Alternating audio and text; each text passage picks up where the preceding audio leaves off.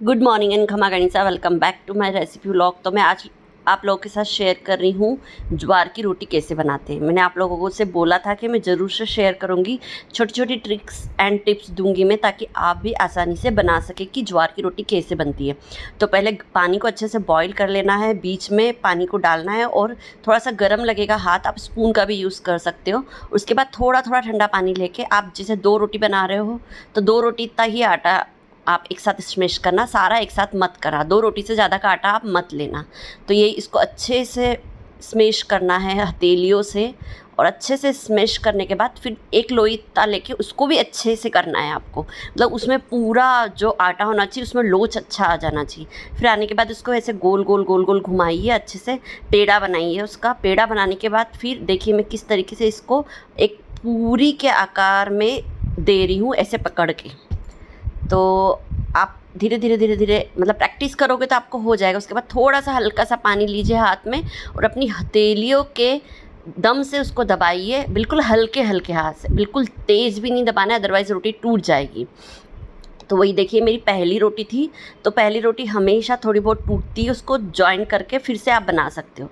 फिर ये मैं अब सेकंड रोटी बनाने जा रही हूँ। तो इसको भी आटे को अच्छे से मुझे जो स्मैश करना, और इतना स्मैश करना है कि मतलब आपको एक अलग ही उसका जो सॉफ्टनेस है वो आपको दिखने लगेगी। तो वही करने के बाद फिर आप इसको अच्छे से लोच आ गया आटे में, और अब जो रोटी सेकना है वो मीडियम गैस पे आपको पलटना है और फिर उसको स्लो कर देना है गैस को। तो एक साइड की जो होगी वो स्लो गैस पे जो होगी सिकेगी। तो देखिए मैंने पूरी की साइज़ इसको बना ली है, और फिर से मैं हाथ में पानी लूँगी हल्का सा, ज़्यादा नहीं लेना है, बिल्कुल हल्का सा कि बस गीले हो जाए हाथ ये। और उधर ही मैं रोटी सेक लूँगी। तो एक गैस मैंने चालू करके रोटी सेक ली थी, जो मतलब जो तीसरी साइड हम सेकते हैं वो गैस पे बिल्कुल स्लो गैस पे सेकना है। फिर देखिए इस तरीके से मैं फिर से इसको हथेलियों के उससे ही दबा रही हूँ। इसको गोल गोल आपको देखना पड़ेगा कि कहाँ से मोटी है, आपको मतलब फ़ील होगा। आप जब बनाएंगे ना, प्रैक्टिस करेंगे तो आपको फ़ील होगा कि कहाँ से मोटी कहाँ से पतली है। आप आसानी से बना सकते हैं रोटी, कोई इतना ज़्यादा दिक्कत नहीं होगा आपको। तो ये देखिए मेरी रोटी परफेक्ट बनी है। तो वो दूसरी रोटी मैंने पापा को हमको परोस दी, और अब ये रोटी मैं सेकूँगी, मीडियम गैस मैंने रख दिया है। और जब ये सीख जाएगी तब पलट के मैं स्लो गैस पे इसको कर दूँगी। फिर उसके बाद मैं क्या करूँगी कि फिर एक साइड गैस चालू करके आग के ऊपर उसको सेकूँगी मैं स्लो गैस पे। ये देखिए अब मैं इसको कर दूँगी स्लो, और इस तरीके से रोटी एक साइड सिक गई है, फिर उधर मैं सेक लूँगी गैस पे। तो ये देखिए ये मतलब मैं बैंगलोर में जब रहती थी तो मैम जो थी वो इस टाइप से रोटी बनाया करती थी। तो वही मैं सोच रही थी कि एक बार उनका जो टेक्निक है वो अपनाती हूँ, बट पहली रोटी मेरी ख़राब हो गई थी, ये चकले से निकल ही नहीं रही थी। फिर मैंने दूसरी रोटी ट्राई की, तो दूसरी रोटी मेरी ठीक बनी थी, ठीक ठीक, इतना वो भी नहीं। बाकी ये रोटी ऐसी होती है कि पतली सी होती है तो अच्छी लगती है देखने में। तो वही मैंने ट्राई किया था, बट मुझे ऐसा लग रहा था कि मुझे इसमें ज़्यादा टाइम लगता है कंपेयर टू हाथ से बनाने में। ये देखो निकल नहीं रही थी। तो फिर मैंने क्या किया कि उसको जो खोचा होता है अपना, उससे उसको निकाल के फिर तवे पे डाला। तो ये रोटी भी काफ़ी अच्छी थी, दिखने में अच्छी लगती है, खाने में अच्छी लगती है, सॉफ्ट रहती है।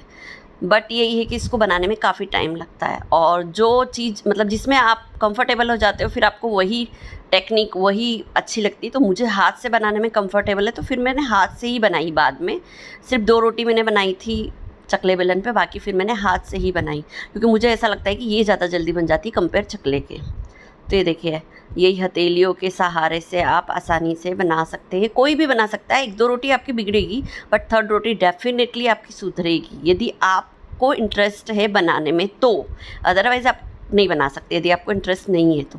ये देखिए मैं इस साइड से भी आपको दिखा रही हूँ कि देखो मैं नीचे हथेलियों से दबा दबा के गोल गोल घुमा घुमा के बना रही हूँ।